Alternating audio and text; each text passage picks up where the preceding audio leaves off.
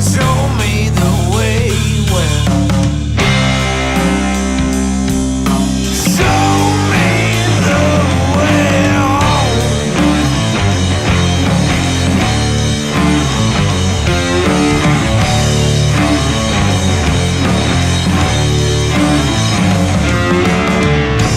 Just a man. What if you were actually dancing with sanding stuff on your feet on top of the whatever? I actually thought about that. I was thinking about while I was standing. I was like, I wonder if there's a easier, just like a way that I could use my feet to do this, or like why wouldn't I have like standing shoes? That seems like it would be a good idea. Well, you know that the Italians actually did that, right? With the grapes.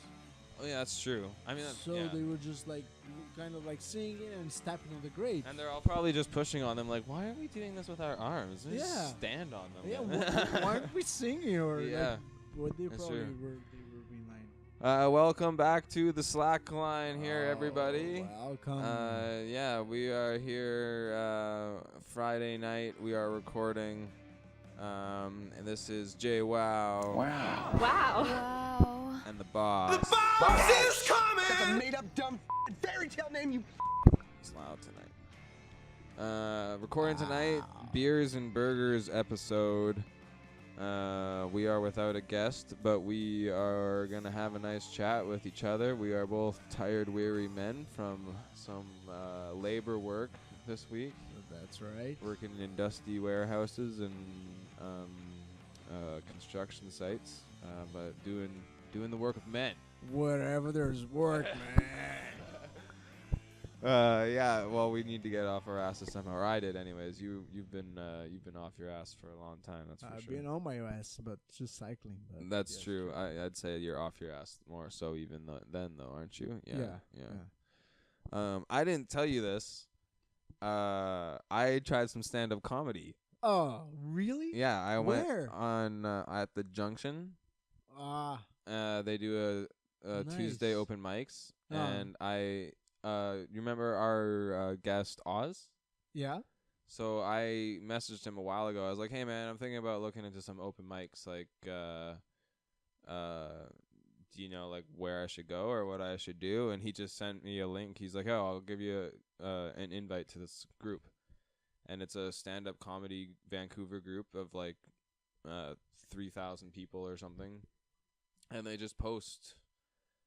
Some people are just like posting in there like, "Hey, I'm coming up to Vancouver for a few shows. Need a place to crash or something." They're from Seattle or whatever, or like, but a lot of it is just like, stand-up comedy open mics around the city. And there's one at the Junction, which is a pretty cool little spot. And So you did it, or you're gonna do? I did do it. Oh fuck! What? You Yeah. didn't invite anyone? No, I just went.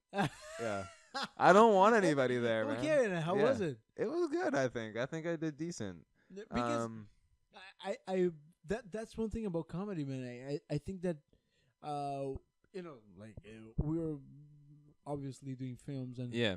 when you show like this film that it's kind of like a documentary, innovative, like all this kind of stuff, like more artsy to someone, and you ask their opinion, they're gonna like, yeah, that's interesting. But if you show like a comedy, Mm-hmm. it's Man, it's if they don't laugh, that's it. yeah. You know what I mean? Like they hardly, like, it's hard to find people that is like gonna force a laugh. You know, It's true, but there's different comedy for for different people. it's true, but like if people don't laugh, that's it. It's true, absolutely, man. So how was it? Because It like, was you cool. can I judge mean, by that. Right? yeah, I got a few laughs. So Okay. I mean, there's that. It was cool. I mean, like it's all comics in there basically. Yeah. It's Tuesday night, and there was like 30 people there, and like I would say 20 of them are comics. Cool. And so it's everybody just kind of rotating, and they're all basically trying out their own material on each other. Nice. And it was a lot less formal than I thought it would be. Yeah, they're basically all just trying out their. So new, less their material. formal, It's you less said. formal than I thought. I mean, I didn't think it was formal. It's fucking open mic comedy, but people had like notebooks and stuff, and they're just kind of up there and they like look through checking their out? book and they're like, oh yeah, oh did you hear about this? Da, da, da, and they give their joke and everybody kind of laughs, and while people are laughing, they kind of look at their thing. They're like, yeah, okay, let's try this one maybe, and they actually say that into the mic and stuff. And nobody, it doesn't really faze anybody, including me, right? Like I was laughing too with everybody else, and so I was like, oh, that's interesting. It's more like a workshop than anything. So do you think that people actually go there with the intent of like being open to like actually have a laugh? You know what I mean? Like Oh, definitely. Yeah. Oh, okay. definitely. Yeah, Okay. everybody's there. No, because like if you go to a regular bar Yeah. and say like, oh, the attraction tonight. Yeah, no, we that's have not what some- it is. A few dancers and this comedic guy, Like, I mean, they'll be there for the dance or whatever, and also the comedic guy. And if he's good, they're gonna laugh. Yeah. You know what I mean? Yeah, I hear you for sure. No, I mean it's kind of specifically set up this way. And the I people feel like an asshole. Like, no, just saying like, oh, they were actually. Oh, like, people were actually laughing at you? Yeah, because No, like it's it is set up that way, and like the bar is like, I mean, it's Tuesday at like 8:00, and so there's not that many people in there in the first place, and it's mostly just comics and the bar staff just all laughing. And so yeah, it's just yeah. Are you going again? I'm gonna go again. Nice. I didn't Are tell you- anybody You're there. gonna invite us? No. No. Fuck. No, man. So I have to that's go kind out, of like, what again. That's kind of what my next bit's gonna be about, because like, I didn't tell anybody there that it was my first time, Okay. and I just went on my own, and I want to talk about when I'm there. I'm like, it seems weird to me to bring people that to a stand-up comedy show, Yeah. because like Yeah. You're right. they're 'Cause, like, gonna be in the jokes, Okay. or they're gonna be there, or maybe you are exaggerating a story that they were actually there for. Like I find that to be kind of weird. Oh, yeah, it's true, but like I'll get used to it, and like eventually, it's yes. part of the game, right? Eventually, yes. Like if I But I actually start understand doing you, it on a it's like- regular basis and like start being like a comic and being like, hey, so I'm doing the show, then I'll start inviting people for sure. It's But like going there for a asking couple, your friends to go there and like force a laugh out of yeah, your and stuff. like That's for the interesting. for the first few like that, times, actually. I'm just Like, gonna go there and try to get to know Cool. the people that are there. Actually, Sure, man. Like, it's a different group of people. It's Yeah. kind of a cool group of people, and like they made fun of me a little bit. like the rookie or Not even, because one of my things was I started off by saying how I hate avocados, and I hate avocados, and I put ketchup on my steak as a way to get the room like booing at me, basically, like right off the bat. yeah. And after I was done, the host, who was pretty funny, she went up and she was like, "That was Matt Carson. Thanks. Doesn't like avocados, but he looks like he grows them," because I had like a fedora on and stuff like that. But yeah, it was fun, man. I'm gonna go back and see what I can talk about next time. And the thing is like, it's What did gonna you be talk really about? personal. I talked about my penis most of the time. Oh, okay. No, I have a Yeah. whole bit on circumcision. But I missed one of my joke, like one of the funnier parts of my story. I kind of skipped over, Okay. and I realized it after. I was like, "Oh fuck, I missed that part. That's like the funniest part." And whatever. how is it different to do it live than like doing like this podcast or whatever? It's not really. Really? That's one of the things that that really helped me. Is like I was sitting there and I was pretty nervous when Yeah. I first I got there. I signed up or whatever, and then I was like, after I signed up, I was like, all right, man, like you're fucking doing this. It's not really turning back now. It's like doing a tattoo or whatever. Pretty much, I yeah. have not a tattoo. It's but similar it's sort like of similar sort of It's thing. kind of like okay. Similar sort of thing, and yeah. I started getting kind of jittery about it, and I could feel my heart beating pretty fast. And I was like, wait, I've been performing music since I was like 15 on stage. I've been in plays and stuff like that. Like, I'm no stranger to being on stage. And I do this all the time. I talk into a mic all the time. Yeah. So I'm just like comfortable just like holding it and standing there and talking to people. But that I think that's what I think that's one of the bravest spots to be on a stage because you were feed by feedback all the time, you know. It's And immediate constantly, feedback. you Yeah. know. If you're doing a play, you don't expect them to applaud in the middle of it, you know. Well, you'd expect them to laugh if it's supposed no, to be but funny. let's say that it's just a play. It's not Yeah. funny. Let's say that's Shakespeare. You know, Mm-hmm. they don't expect them to say anything just before before the thing is done, That's right. or even the podcast or a film or whatever. Mhm. Yeah, that's But true. this is like and I as can this edit this happening, afterwards. Yeah. you expect a reaction, and if they don't come, Yeah, you're kind of like waiting for. yeah, Uh, you're ready oh. for. But that actually, it's cool because that was part of the humor of some of it. You know. yeah, Because there's professionals up there, people that are professionals. yeah, That are there just like I think 2 or 3 of them are professionals that are there trying stuff out. yeah. And other people too that just like they say something and nobody really laughs and they kind of make a comment that actually is funny about how bad that joke was. Okay. Right? So they're like if you're expecting like if I was to be like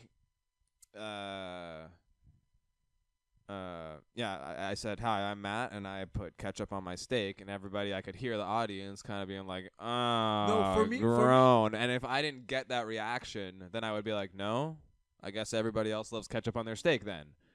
Okay. And so you kind of comment on the fact that, oh, so you guys aren't with me on that one, I guess. For me, you know what the worst thing in my mind it would be like after a joke in one of those places. Not even like it's just like like in the back of the room, you know, like someone was coughing, dude, man, there was and one it's like guy- so silent, and you're like, oh, I blew this. The thing is the first probably like 6 people that went up were pretty funny. Okay. But they weren't flawless. That was the thing. Is like they had these moments of like, oh, that joke didn't land, Yeah. but then they made a funny comment, and so it's funny. Anyways, I Yeah, laughed. yeah, That's yeah. all that matters, Yeah. right? Like you said. Yeah. And then there's this guy who I don't know. I think they said he had done it before, but maybe was just starting out. He was bad, man. Like really bad. And there was not like I had some chuckles, but only out of like.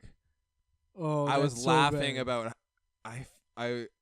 I was laughing about how badly the joke went over, Okay. and I tried to suppress it because that's rude. But like, But it's like that's the thing It's about the ki- comedy. well, it's not it- rude, right? You can't like. Are you allowed to be rude? Like, if people do actually boo, like boo, like ooh, that's bad. I don't know. Nobody said anything there that I felt would have garnered that.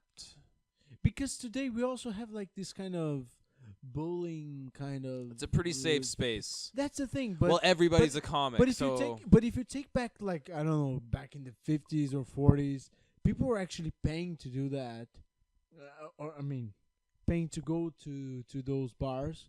yeah. And if they were not good, they would just like actually get mad, right? Well, I mean Like, that and, happens. like, That happens rage at because comedy you were clubs paying sometimes. money. That happens at comedy clubs sometimes. But back in the days, there were not comedy clubs. You know, like these people were actually trying stuff. You know.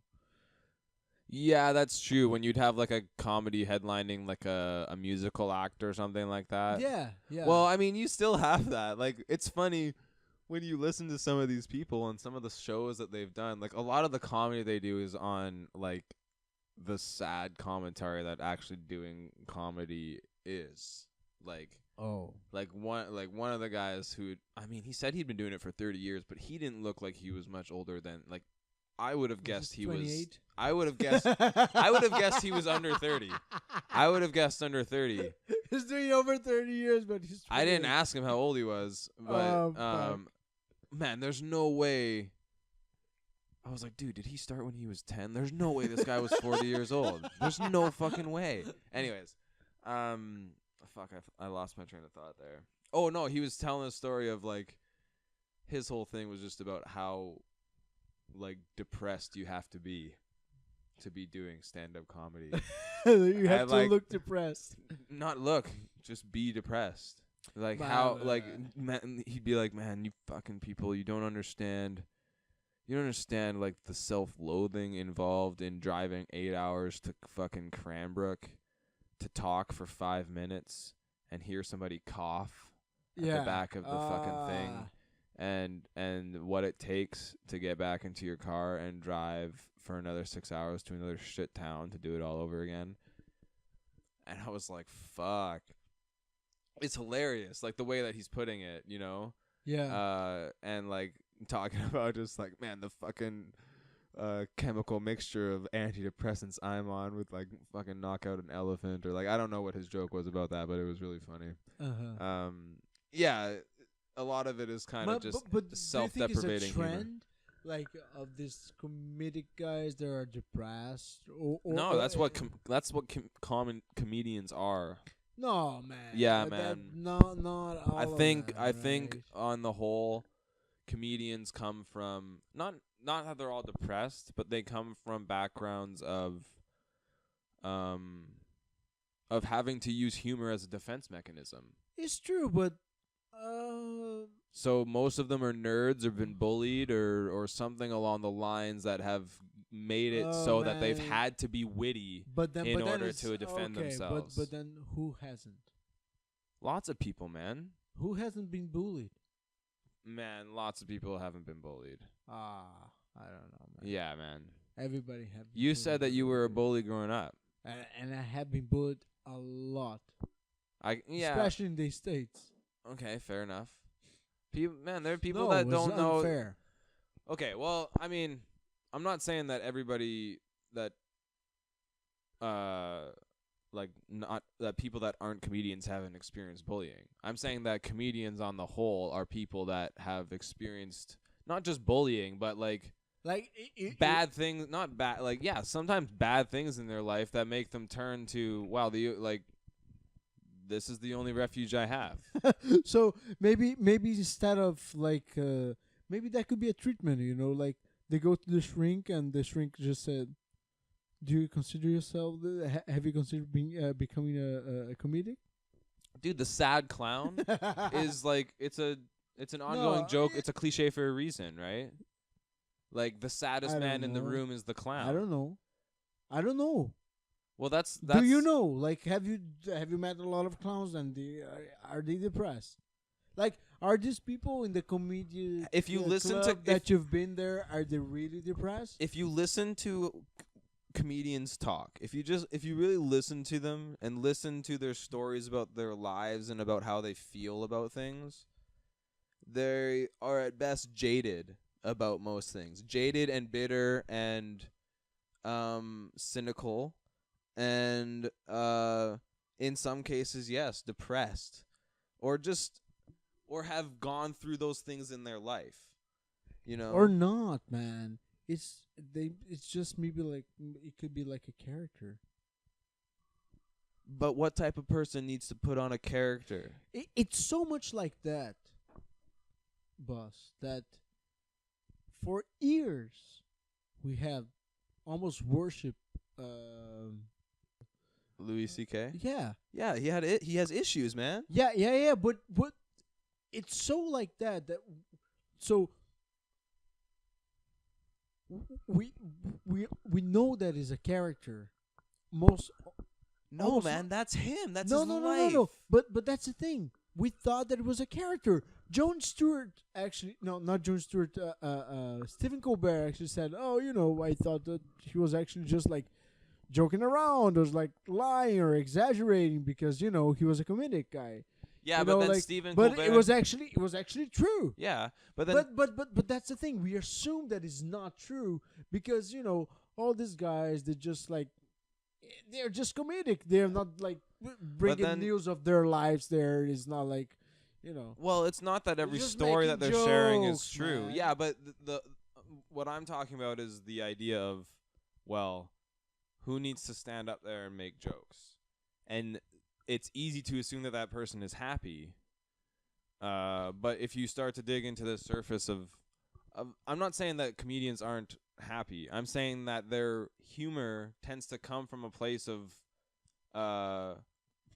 probably in their childhood more or less, having to develop that muscle. you know, Okay. the Okay. wit muscle. Okay. And that brings them into comedy.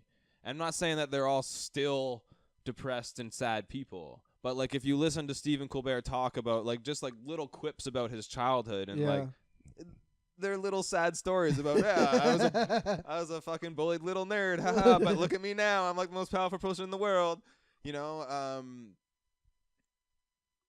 Jon Stewart, Jerry Seinfeld, like you listen to just listen to the nuance of the things that they say in not in their act, in interviews with them, and in like Comedians in Cars Getting Coffee is a great look into stuff. Yeah, like that. yeah. That okay. Where they're just again not all depressed, just off. But I'll tell you this: I went and tried stand-up comedy, and it was on like the worst night of my life, since I can remember. I felt like fucking shit. Like for saying those things? No. Because you chose to say those things? No, or? before I decided to go and do it, I was having a really bad day.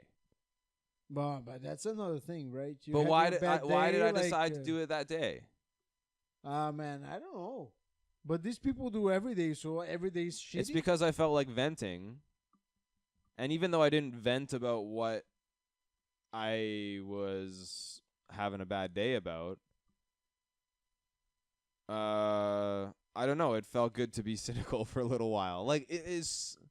I think it comes from there. I think the problem when we are being cynical, like to be, I've never thought about this. It's like a new thought that just popped into my mind, and I'm sharing with you guys without actually charging. I'm gonna be charging this night later on, like Amazon account. The thing about sometimes being cynical is that you kind of like exclude yourself from a big part of society. You know, like for sure. oh, you know, when people are in the supermarket and they do this and you just look at them. But like, hey, 70% of the time you're the guy doing the stuff that you are actually saying that people do and they don't realize. You know what I mean? Like, it's interesting to be cynical because we kind of put ourselves in like this spot of like almost gods, you know, like True. we can oversee everything and we can be like I'm right about bitter this. about it. You guys and are like, all wrong. but we are all doing It's the true. same. Like It's an arrogance. It is kind of an arrogance. Like, I don't know, man. Like, Well, I mean, they say like sometimes say I you just have to be see like smart to people. do comedy. Sometimes I just see people just talking about like, oh, can you imagine this dude doing this, and I look like you're doing the same. Like, fuck, I'm doing the same most of the time. You know, like. That's why we laugh about it. Yeah, but when you're we all cynical, you see kind of it. like exclude yourself. Or maybe you take yourself into a position of observer, Mm-hmm. and you take the people that are watching you also to a position of like observe the observer, Mm-hmm. and you are like all in the mind of someone that is observing the other people, but the other people it's actually you. So meta, man. So deep, man. Yeah, So but many layers. You just inceptioned my mind. yeah, man, I know. That's what I do. Can you imagine when my English gets better? Yeah. Fuck. Yeah.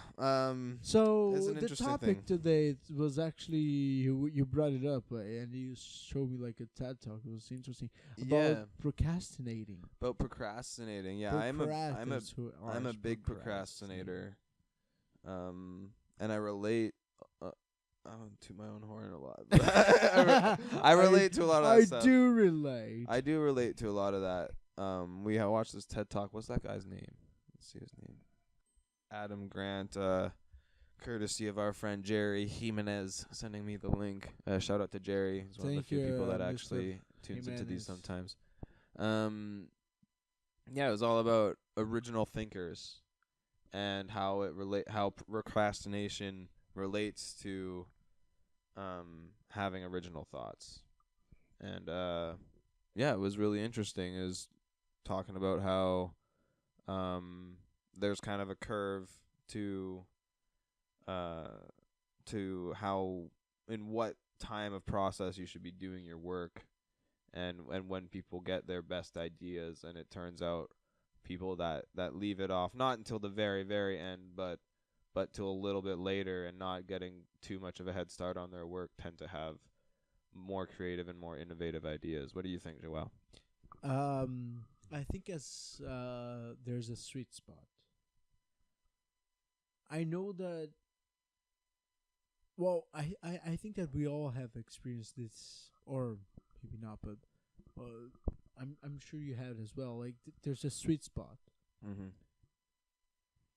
when you are almost meeting that deadline, and like something happens into your brain that you just start like pouring out these fucking great ideas of like how you're gonna do this and how you're gonna do that, and there are just like great ideas and Mhm. they're just like going. I remember through university I had this group, very great group of friends, man, and we were doing all these projects together back then in advertising. And fuck, they were all procrastinators, man. All of them, but all of them great. And I remember the place that we used to do all this work. It was my house, Okay. and we would be like 3 a.m. before the day of delivering the shit, all together. Oh, I And remember those like days. some of them like will be sleeping on the couch, just Yeah. like totally uncomfortable. Yeah, fucking wake like, up! This is your fault. One of them like all like some of them like would have too much beer and I remember I was like having this laptop on my lap, and like another friend of mine, maybe one or two out of this group of 6 or 7, like, okay, now we have to do this Mhm. because like If this we is due don't, in 5 hours. We have to do it. There is And- no and choice dude, anymore. There's one. I remember this. This is more than once. This was like a lot. This was like through university. They were just like start typing like fucking crazy. Like it was almost as if all the ideas that were around and all these people that was they were the procrastinators, but we were having like this amazing brainstorm before they passed out, of course, on the couch. But it was almost like as if all this idea just came down, Mm-hmm. and I was just typing non-stop on the computer. Like I had no idea how I did that. It's because But it was just like, and like people were just behind me. My friends like, dude, what the fuck? This is like, you're doing it. Like, no, like we were actually just talking about, and like, actually, it would be like a fine fucking job made by actually everyone was there.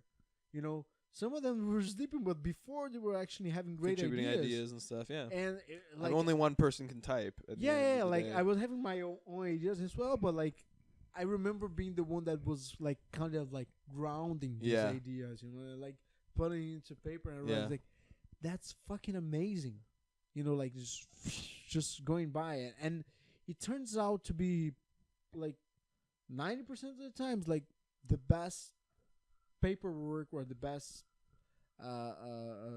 assignment the teacher got back, you know. Yeah. Some of them were turned in like 2 weeks ago, and Yeah, I was a like, little bit late, maybe. "Ooh," and sometimes like 15 minutes late. Yeah. Okay, I'm gonna have to discount you Yeah. guys, like, And you're kind of like, because but I of don't care that. because yeah, that's the thing. That's was like, okay, you can discount 30%, but I don't care because the idea is good, yeah. and it was actually good a lot of times, you know. And you know what? I've had times when, and in university too, when I've had professors not dock the late marks on it because they're like, oh, well, you obviously like You're put late? effort. You're late, but you put a lot of effort into it, and it's a good quality thing. And so, whatever. I wasn't gonna read it until this day, anyways. Yeah, Yeah, man. I'm a serial procrastinator. I'm brutal with it. and especially when you were like into the creative path, it's just like I just told you this story about procrastinating, and all my friends from when I used to study advertising, just to want to give them like a big shout out for those guys, you know, Beto, Zaza, Kathleen, Lucas, all these people that were around Mayara, all these people that were around that time, man. Nice. Because like it was great times. Dude, university is great times. That's where the procrastination was at its peak for sure. Yeah, but also like that's where all the ideas are, you know, like It's true, man. Not all the ideas, but like a lot of the ideas are there, you know. My issue with the procrastination is not so much that I can't do it. It's that if anything goes wrong, like you're saying, okay, so we have 5 hours to do this. Like I get that way where I'm like, I know I can do this in this amount of time. And it's a short amount of time. It's going to be a shitty amount of time, but I can do it in that amount of time if I have to. Yeah. And so I get that thought in my brain, and I literally will leave it until there's that amount of time. Yeah. And I'm like, fuck. Man, it's like I gotta catching the do it. bus, you know? It's But- like catching the bus. But it's like this guy says, he actually quoted Aaron Sorkin, I'm not procrastinating, I'm thinking. When you're talking about especially something Yeah, like yeah. writing, Yeah.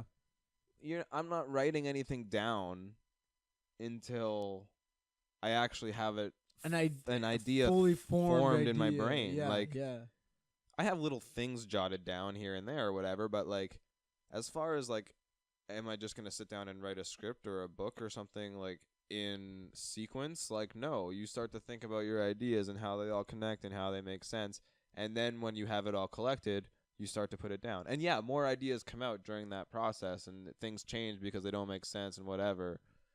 You're but rushing I- things out here and all, dude. It's just Yeah, like- I get into a problem where it's like, okay, so this is due, and I haven't enough time to do it, and I've completed it on time, but now my machine is fucked up, yeah.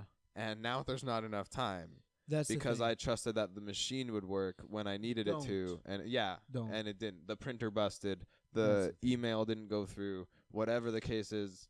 I find that happens often, or Yeah. no, I wouldn't say often, but just I notice it when it happens because it's detrimental to what's happening, and it's like a fucking rage-inducing incident. Dude, that's the thing. That's the most valuable thing I learned in university. Don't trust that it's just It's gonna oh, work. No. Don't trust that talk that's just like, oh no, we just have to print. No. No, It's not just to print, man. printing Like, is a thing. Printing is like a big part of the process, man. You have to allow like 2 days for that. Yeah. Man. Because it's gonna be shitty. Something's gonna happen. You know, and it's not Jams gonna will be happen. Like, Ink will run out. Yeah. It's not just print, man. It's not just print. Yeah. Like, don't give me this. Not, you know. It's, Yeah, it's true. Fuck, man. Printers are. You should do like a sketch about printers. I have one, man. Not in a video, but I have one thought about actually like destroying a printer, getting a brand new printer, not being able to like setting it up, following the directions, going in and hitting print, and having it not do anything, Yeah. and just being like flipping through the printer. Oh, Yeah. flip through the manual. No, okay, yeah. I put this in. I plug this in, just like you see when I fucking flip out at this sound equipment. It's like, okay, I plugged it in here like it says, and Oh I plugged my it in God, here like man, it says, that's and I plugged it in great. here like it says, and it I still doesn't hate fucking and work. I And love then at the just like same time. just insert on the mouse clicks, just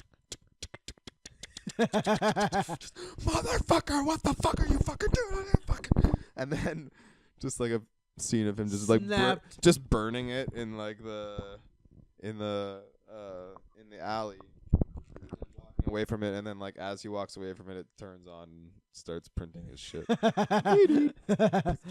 Actually, the power was out. The house power was out. Yeah. So that's a good one. That's a good one. Oh fuck. He gets a call from the mom. Honey, did you hear the power is out? No, it's never Yeah. always printing, man. Yeah, But yeah. I've you know, we got together when we talk about film, and we've been to film school, and I've been to advertising school and whatever. I've met so many creative people, man. So many creative people, and you know, yeah, some of the cases of the procrastinator is like, yeah, it's great because they are thinking about it, but some of the cases is just like, yeah, the idea is there, but nothing's going on, and then it's like 10 years and nothing's going on, and, like 20 years and nothing's going on. That's not a procrastinator. That's somebody that's not. But usually, these people, I know these people, man. Yeah, I have a fear of being that person. Yeah, no. These people are nothing like us. I've met a couple of those, and they didn't look like procrastinators. I met these people when I was before coming here in film school back in Brazil, and they were all about like, we're gonna do it, we're gonna make it, we're gonna do this, and we're gonna do that, and like I was the guy that just came like, okay, so When are we doing it? are we doing a schedule? Yeah. And as soon as I did that, they kicked me out of the group. And they were very good socially, so they kind of like turned the story all around, and then of course they were like fucking crazy people. Okay. And by the end, people saw that like, okay, there was nothing like they were talking about, and so those are the real procrastinators. People that says that, okay, I'm gonna do this for yesterday. Be aware of those, because yesterday is a pretty long day. Procrastinators will never tell you that they're gonna give this to you right away. It's true, but man, like again, like I w- feel we like know, I'm that we know sometimes. when we procrastinate. No, man. You never told me like, yeah, dude, I'm gonna do this for like tomorrow for sure, and this, and they're like, procrastinators like, yeah, I'm gonna try to talk to someone for next week, and this and this. It's different. Yeah. It's different. Now, these people, the people that never get shit done, are not actually the procrastinators. Yeah. They're just full of shit. Yeah. Full of shit. They're just talkers, I hate man. people that are full of shit. People full of shit. People that just talk too much, and I'm gonna do this and Yeah. I'm gonna do that, and are much worse than procrastinators. Much worse. I'm so much suspicious of like these people than the procrastinators. I know how to deal with procrastinators better. We have a good amount of friends that are musicians or Mhm. whatever, and they are procrastinators, Yeah. and we know how to deal with them. It's just like, Mhm. it's okay. You do it in your own time. You give them freedom. And Well, they art's do a it. totally different thing, though. Like you But can't. if they tell you that they're gonna, I don't know, do a billion things for next week, and you're gonna be amazed by that. Yeah. Yeah, it's true. I don't know. It's like it's the oversell, you know. Yeah.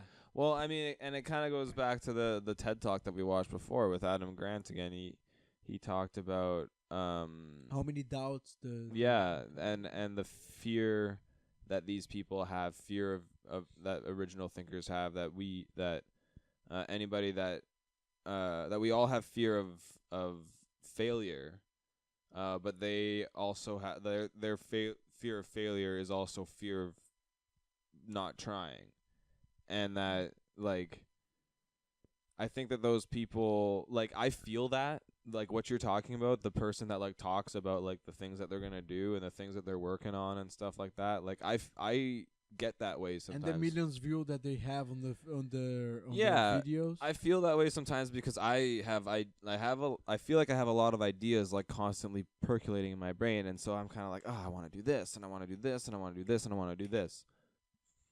And a few of them I actually start executing, right?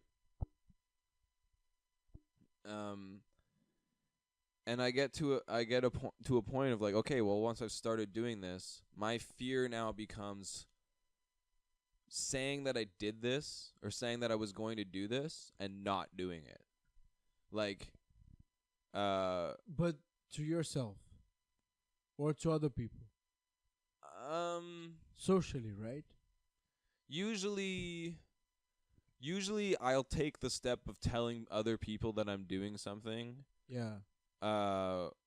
When I feel comfortable enough that I'm like, actually doing actually doing it. That I've already started it. something. Like with the stand-up comedy thing, yeah, right? It's the same sort of feeling, Yeah, you're not like, oh, I'm gonna do this. Yeah. Maybe. Okay. right? And so like a good example is the stop motion stuff that I'm working on. It's Yeah. like, so I have this stuff. I've been building the puppets. I have some of the sets and things, but every once in a while it stops. You Yeah. know, every once in a while,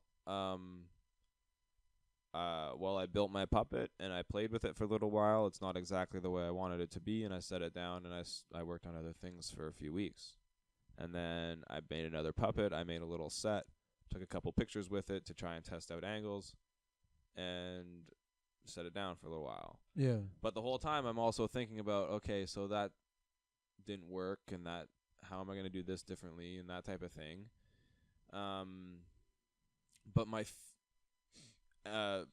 any sort of quote unquote fear I have in that whole scenario is not completing the minute-long trailer that I want to do for it. Okay. It's not, Yeah. my fear of it is not, oh, this stop motion thing is going to suck. It's actually not doing it. It's actually not doing it. Yeah, I totally understand. But that's a lot of what he said. There is like we usually are afraid of things that we haven't done. We're most afraid of things that we haven't done. You know, of the and not of the things that we have done. But I just we have a practical example. We had an amazing. For me, was one of the three best teachers we had in Vancouver Film School for script. Andy McVoy. Yeah, Andrew. McVoy. Yeah, Andrew's good. And I remember, he understands so much about script and so much about that and so much about writing. Yeah, just the process of it. And also writing. He wrote some stuff. And one day I just actually came to him and was like, so, why you understand so much, you write so much, and like why aren't we seeing actually your stuff up Mhm. there? Like you had talent and you have talent and everything.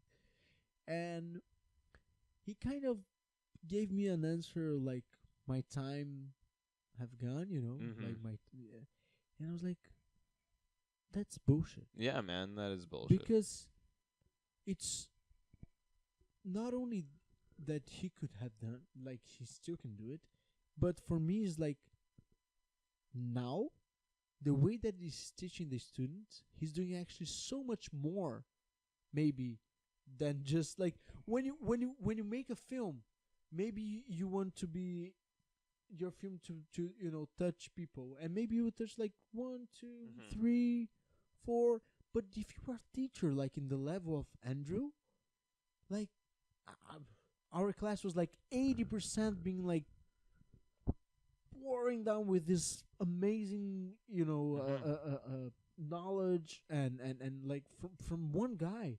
So like That's it what comes draws down, people to teaching in general. It comes down to like how actually you want to how much you actually want to affect people, because I think that if that was the intention of like Andrew, Mhm. he actually did that. He actually did maybe just much more by teaching film than actually like having his shit directed by even though it might have been a dream in the past, but like, you know what I mean? Like Yeah, man. maybe I think that his main goal, his main dream was like to affect people in a positive way, or like, and I think there's no doubt that he looks at it like that. I think that there's no Fuck. doubt that most teachers look at, and especially initially going into it, look at teaching in general like that. I look at it like that Yeah. too, like when I was coaching and stuff like that.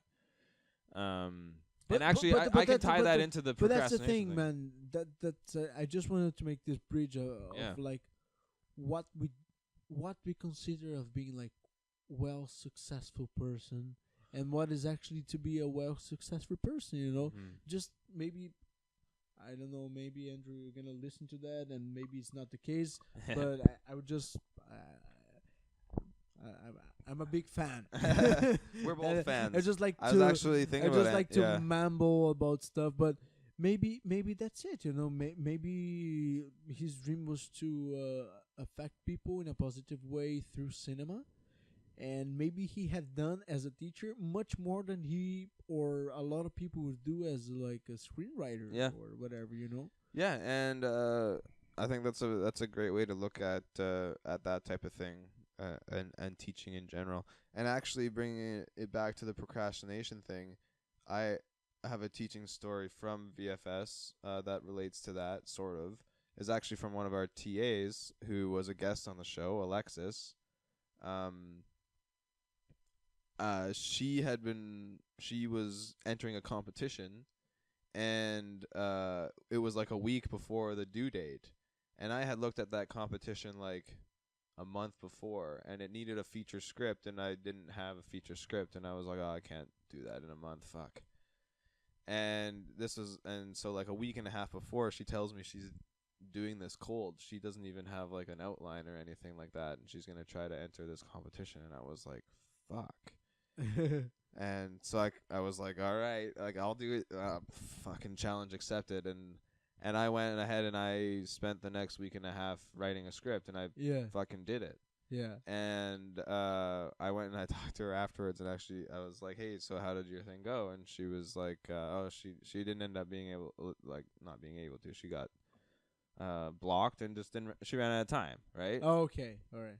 And I mean, I had a full Bible of stuff already done. I worked from a book that I had written, and I whittled it down to a script, so I had a big head start in that regard. Yeah. But I, because of this procrastination, and because it was like a week before, and like I had run into problems during the writing process that made it so like the night before it was due, I finished. Okay. I finished this script, and it at like 11 p.m. the night before, and it was due 5 p.m. the next day. Okay. And I was 11 p.m. and I was like, oh, nice. I got all like I can sleep, I can watch some TV tonight, and then I can get up in the morning. Kind of sucks. Yeah. For a procrastinator, it kind of sucks, you know. Exactly. I'm a You like to have, like, procrastinator. 5 minutes I'm a rush of, procrastinator. like everybody's putting this thing online. I'm a procrastinator. I just finished the script. I haven't even proofread it. And I am what 12 hours away almost from this deadline. Not even. I am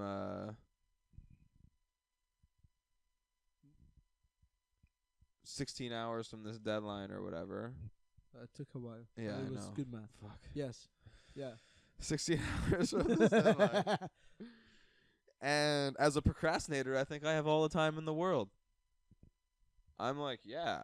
Yeah, all yeah, right, yeah, yeah. I can watch TV, I can go to sleep. And then the morning I wake up, and even in the morning I procrastinate.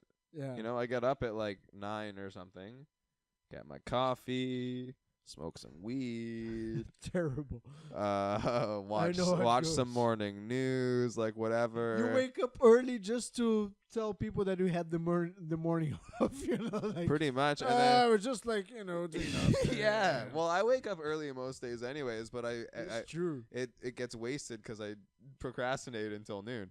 And so yeah, I procrastinated, and then I'm like, okay, so it's like 1 o'clock now. I can submit this. I go to submit it, and it needs like a full producer's package Oh my. with like with like a budget and like director's lookbook and like the full meal deal. Oh, Matt Carlson. And I'm like, fuck, you gotta be fucking me.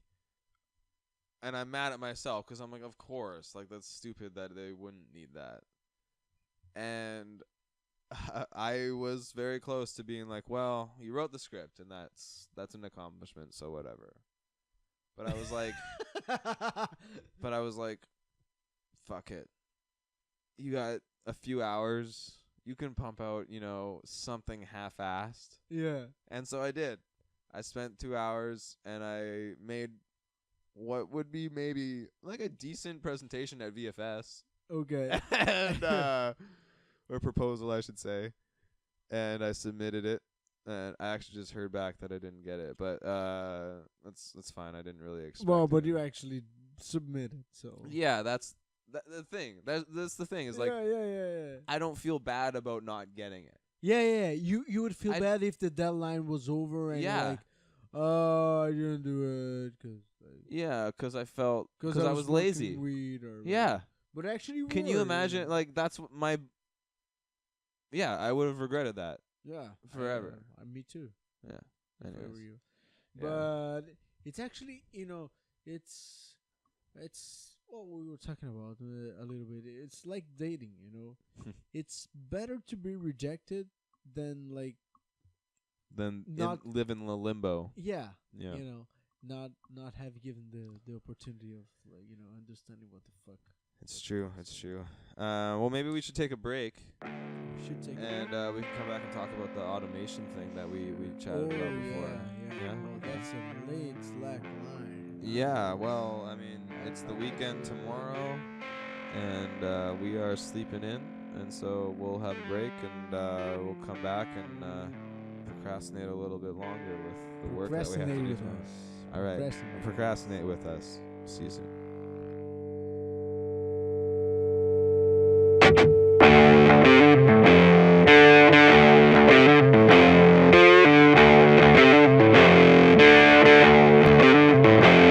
I'm gonna call you out, 'cause you ain't what you claim to be. Say you're a working man, but you ain't got no grit, you got no glory. What kind of man are you?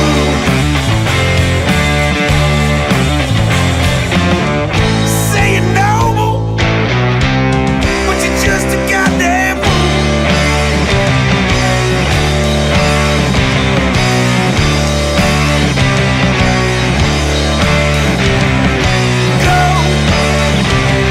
Go on, yeah, go, you know,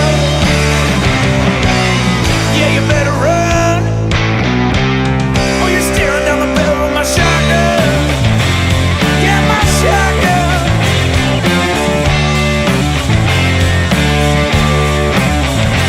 I'm gonna call you out, 'cause you ain't what you claim to be. Steal from the people of this land. The time is done for being sorry. I swear you're better off dead.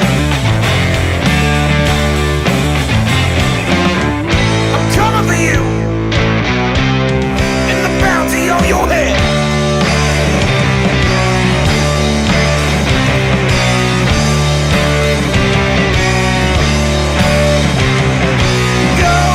Go on, yeah, go, you know. Yeah, you better run, or you're staring down the barrel of my shotgun. Yeah, my shotgun.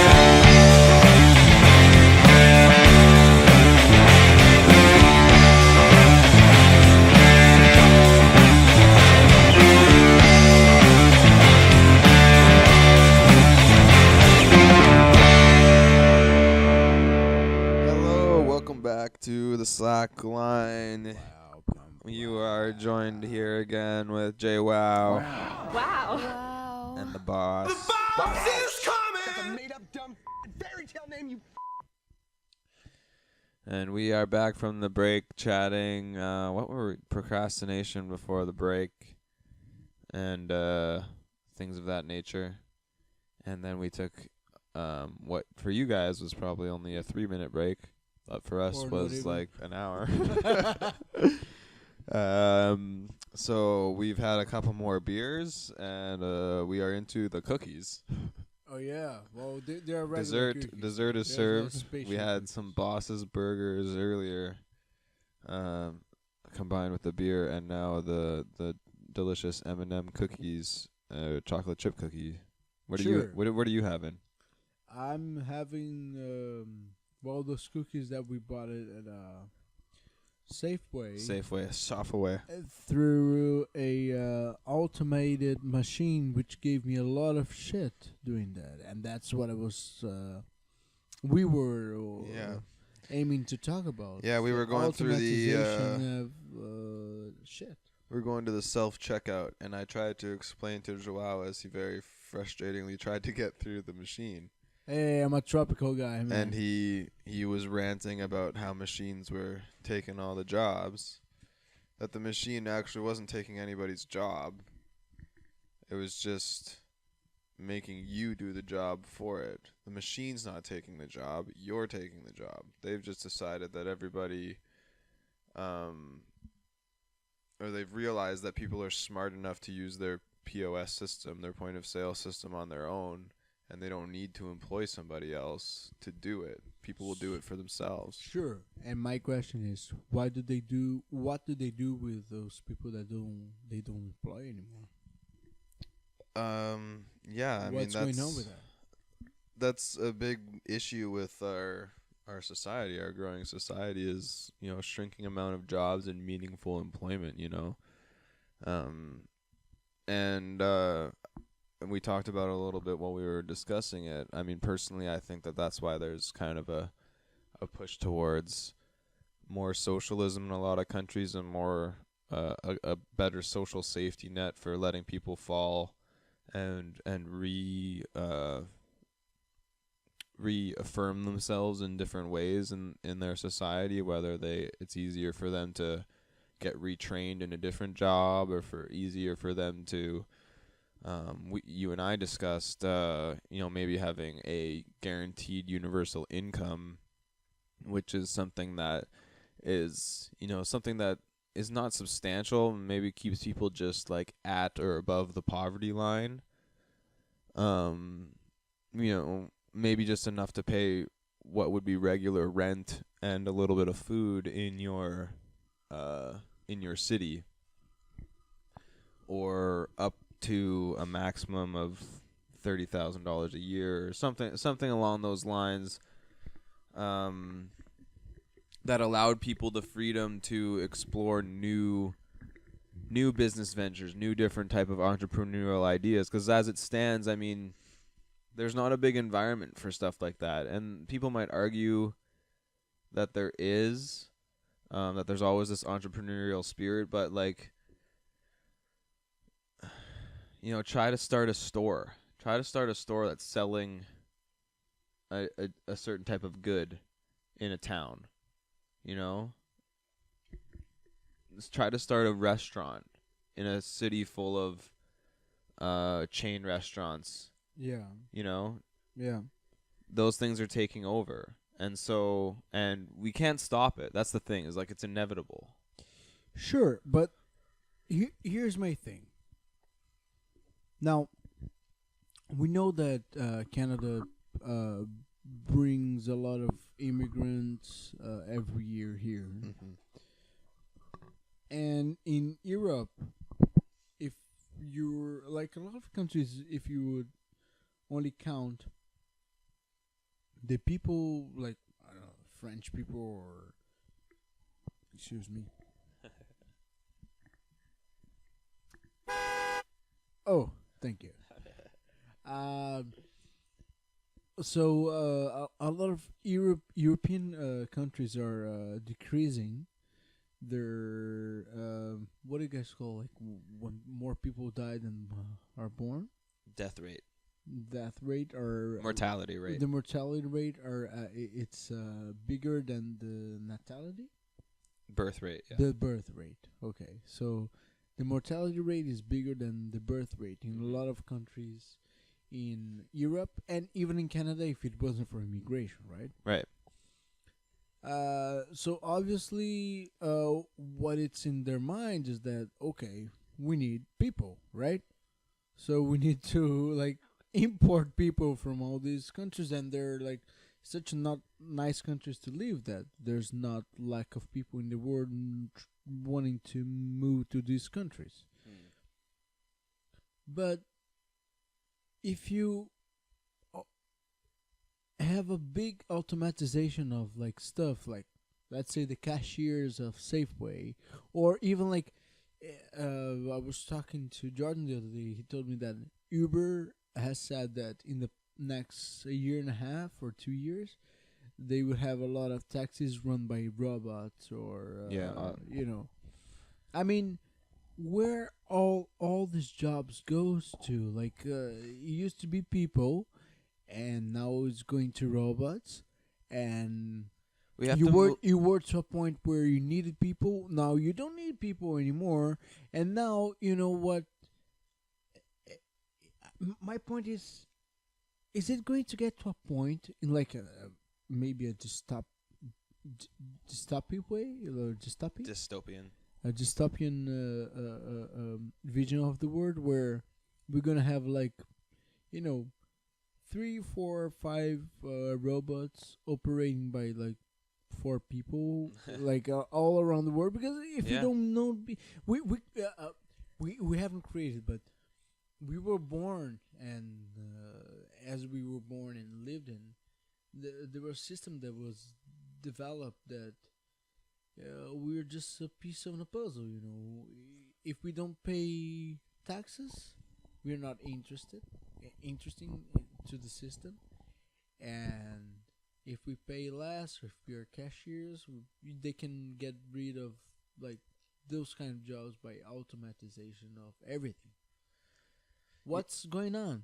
Well, I mean, the thing is you can't stop it. It's just happening. And I'm a firm believer that like when these things start to happen, like we have to adjust for them versus trying to stop them, because they're not going to stop. No, they already sat. It's not- like I don't know. So we have to move on from this idea. So yeah, okay, back up for a second. So what is the issue that you're talking about? The issue you're talking about is that these automated systems are going to start replacing jobs, and thus people won't be able to afford to live, basically, because there will be mass unemployment as jobs are massively replaced by machines, and that makes sense. So the idea is, well, we have to move on from the thought that a quote-unquote job is what we need to actually live. That we need to have this career, for lack of a better term, to try to live in this society, you know? So, do you think it would be possible to have robots performing some sorts of jobs, and at the same time having people to develop projects? Or You know what? I'm going to look up a really interesting quote for you right now that pertains to this. nice. And it's one of my favorites. It's a John Adams quote. I must study politics and war, that my sons may have liberty to study mathematics and philosophy. My sons ought to study mathematics and philosophy, geography, natural history, naval architecture, navigation, commerce, and agriculture, in order to give their children a right to study painting, poetry, music, architecture, statuary, tapestry, and porcelain. So what that says to me is that there's these things that are important in different eras of time. Things that we Yeah. needed to do. Mm-hmm. That Like the foundations of a the building. the foundations were built for our economic systems hundreds of years ago, right? The Yeah. foundations are built for our industry about 100 years ago as the industrial revolution happened. Sure. The foundations of our technology was built in the last 60 years, mostly in the last 10 years with the advent of the internet Yeah. and all this type of stuff. So these things have happened along the way that have changed the way we interact with each other, right? Mm-hmm. You know, not even like our great-grandparents, our grandparents lived off of the land Yeah. and like didn't really have much of a relationship with government or like a community beyond their own town. We are dealing with a community of the world, because we're connected to the world now. And so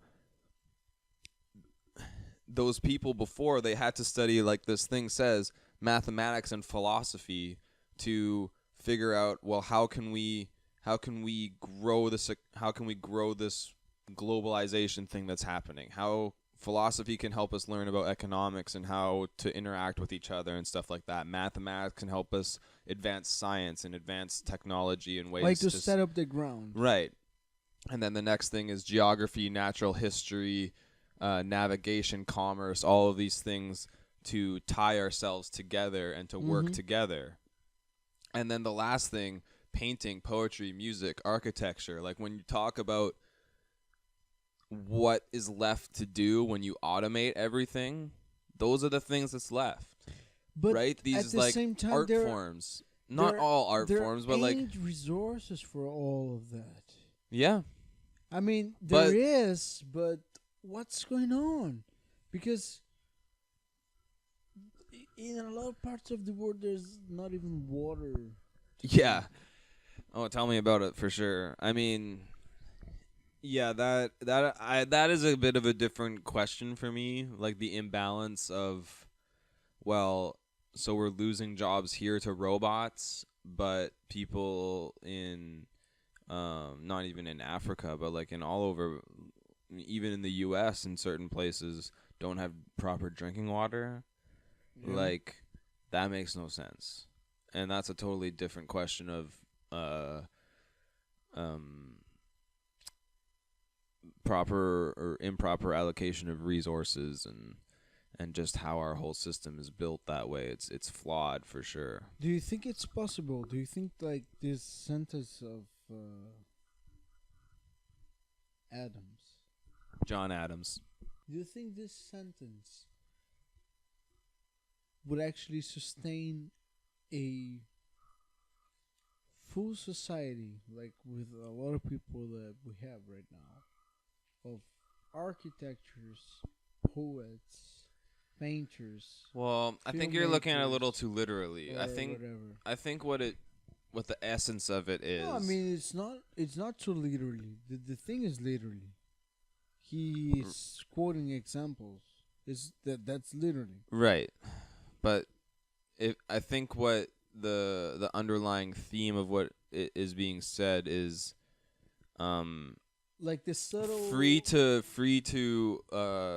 study creativity, whatever that means. We were talking about it before. People are creative in a bunch of different ways. That might be a mathematician. That might be a person who wants to send their fucking Tesla car to space. That might be you and I that run this podcast together, and maybe eventually we can turn this into like an entrepreneurial thing, versus in a space where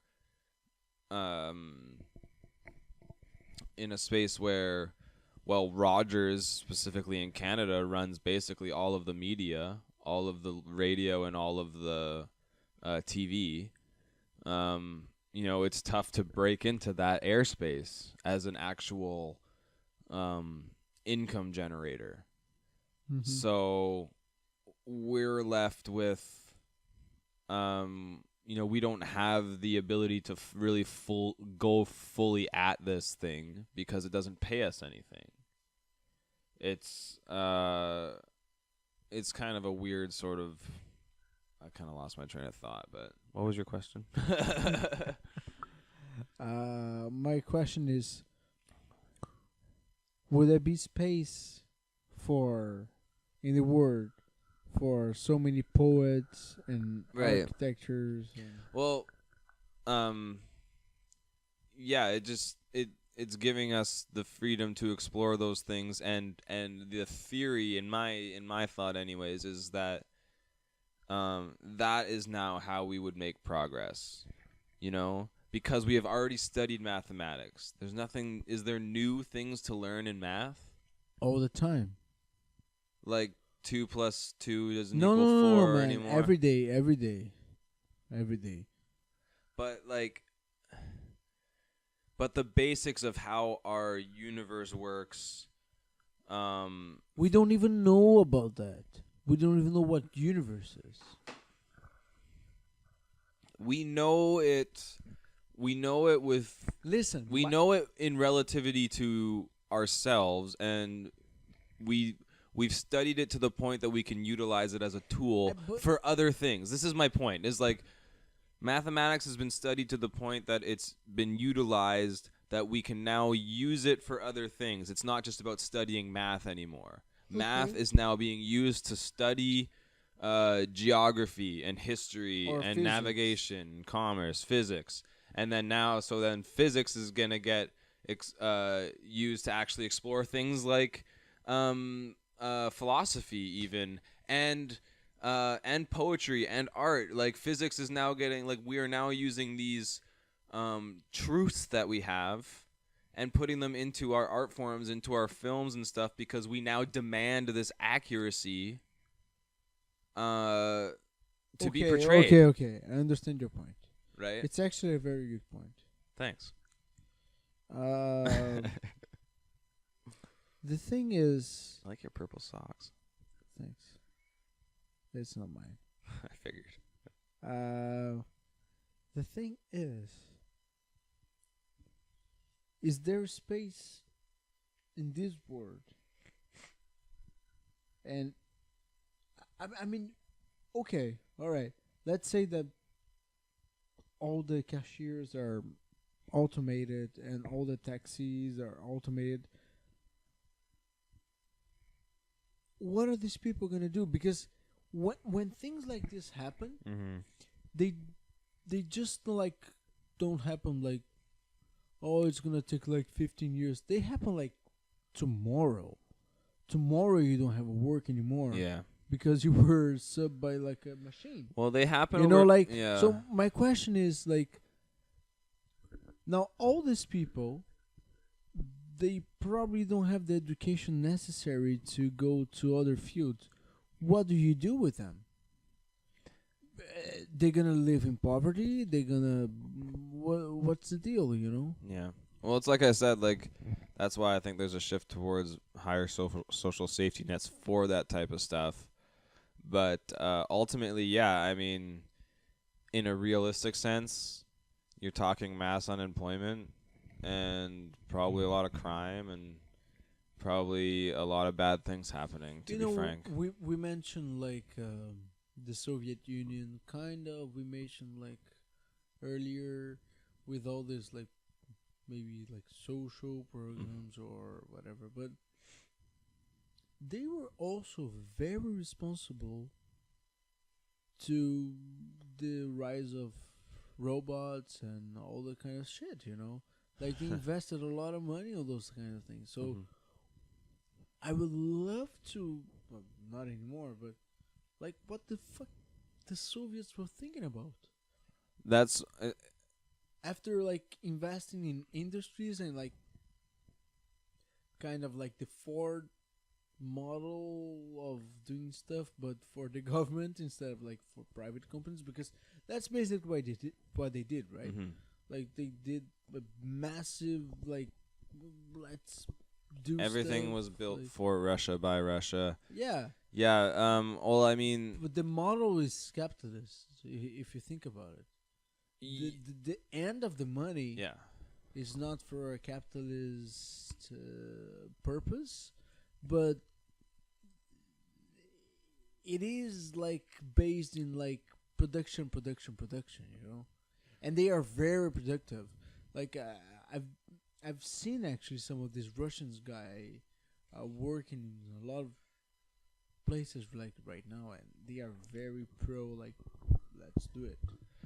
Well, I mean, what Soviet era communism was really descended into fascism.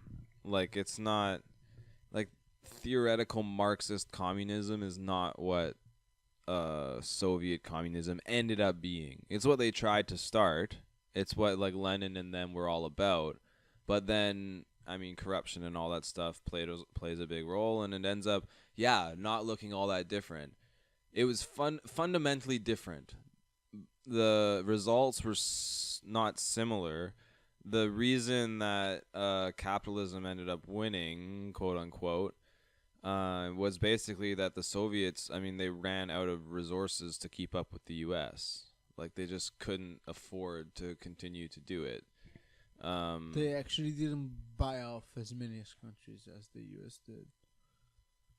I mean, the U.S. bought off, like, Brazil, as far as I know, and their government. Yeah, there was. I mean, man, there's a lot of Anyways, shittiness that happened during that time of just like proxy wars and propping up. I would love to have a podcast, a slackline that we could dedicate to the big stick politics.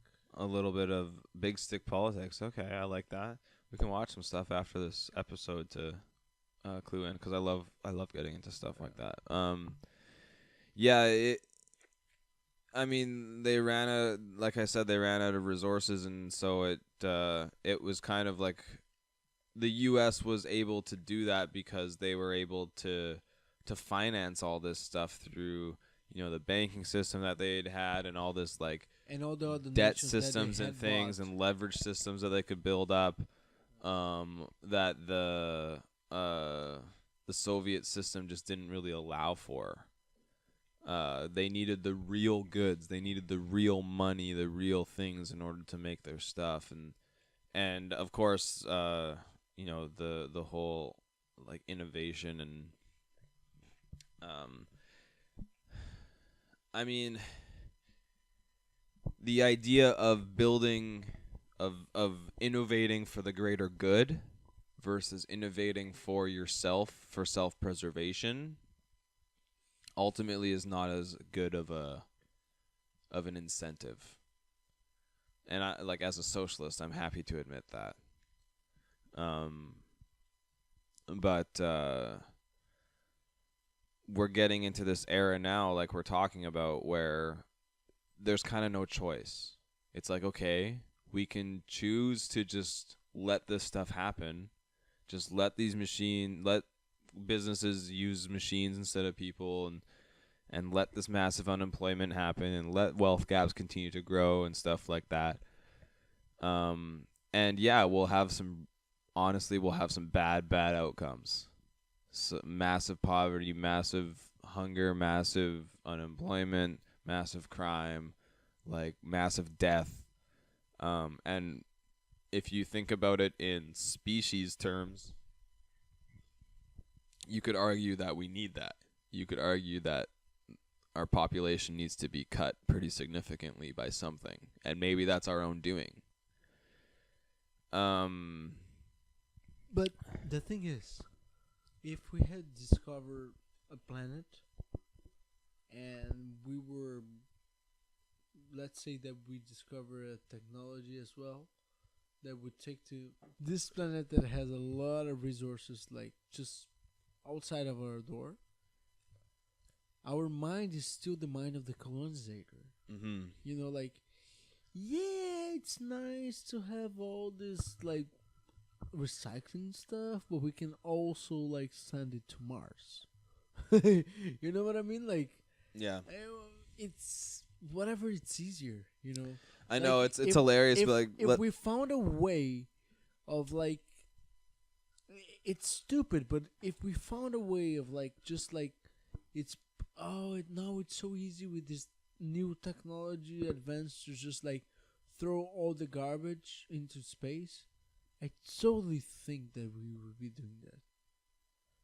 yeah, I've often pondered myself why we don't just shoot garbage into the sun with a rocket. Yeah, because we can't. Why not? Because it's expensive. Yeah, that's So- not a reason to me. Of course, it is a reason. So like, it costs more than the garbage is worth it. So But That's if you- debatable. That's the thing, though. That's debatable when you consider the cost of it's cleaning still up, yeah, you know, yeah. massive environmental issues and stuff like that. And because we're not talking about Because we already. But think about it. The only nice thing about not doing this is that the Earth is there for a million years. So whatever is here is here. Yeah. If we start shooting stuff into the sun, it means that we're actually extracting Earth from Earth.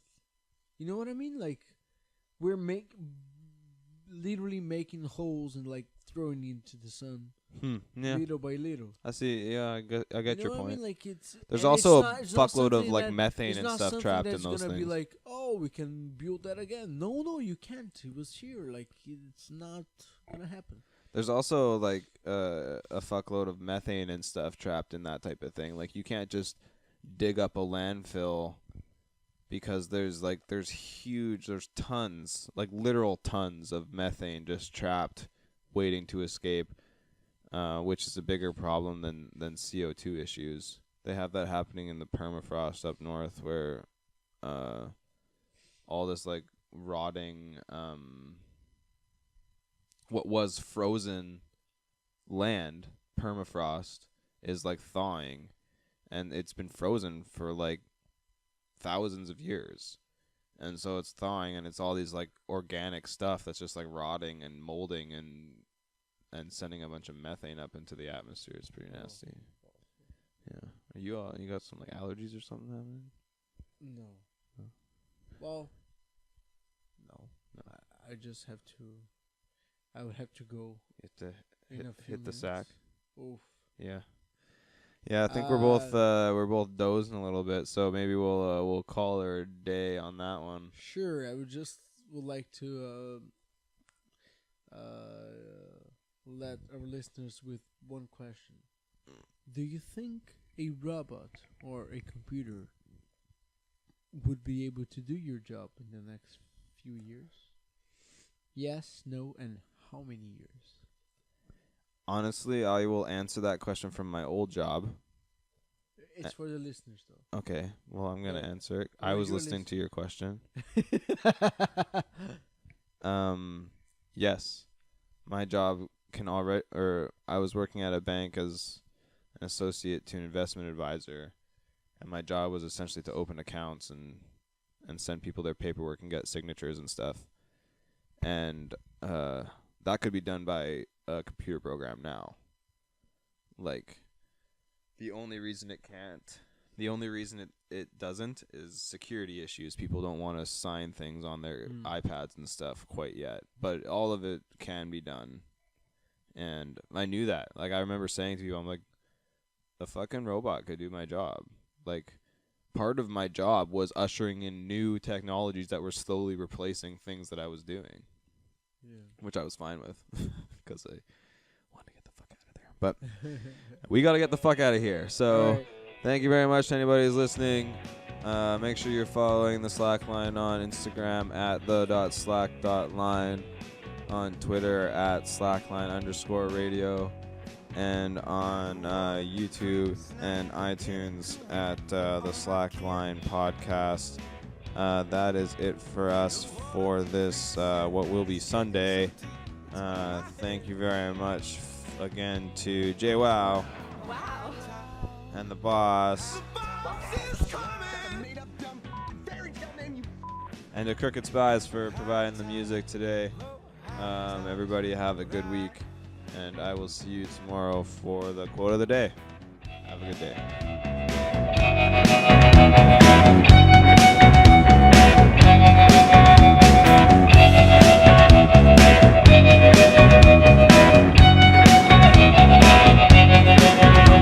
The wall closes in, I just continue to swim, waiting to drop it. But no fault of mine, I just cast my line, waiting for the time. Oh, high time when I ride.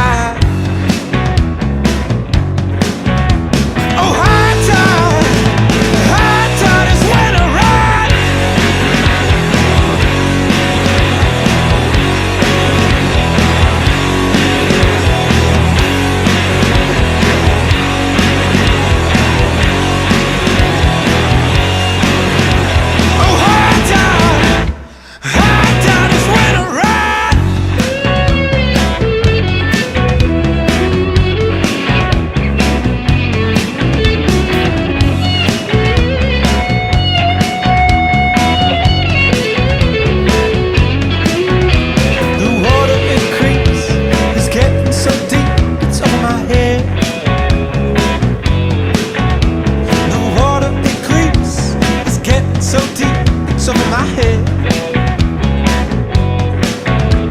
Oh, high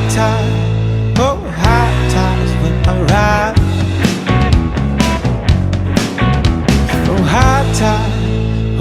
high tide is when I ride.